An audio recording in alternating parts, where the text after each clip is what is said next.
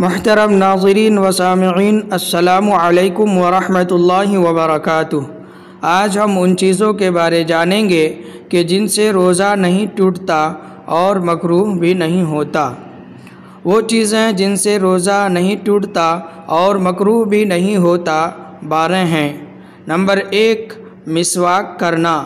Number 2، سر یا مونچھوں میں یا جسم میں تیل لگانا۔ نمبر 3، آنکھوں میں سرما یا دوا ڈالنا۔ نمبر 4، خوشبو سونگھنا۔ نمبر 5، گرمی یا پیاس کی وجہ سے غسل کرنا۔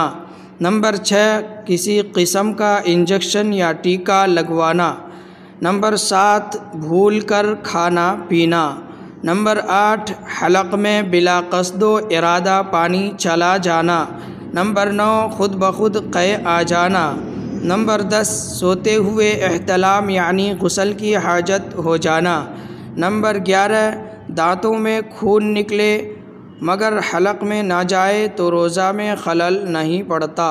نمبر 12، اگر خواب میں یا صحبت سے غسل کی حاجت ہو گئی اور صبح صادق سے پہلے غسل نہ کیا اور اسی حالت میں روزہ کی نیت کر لی تو روزہ میں خلل نہیں آتا۔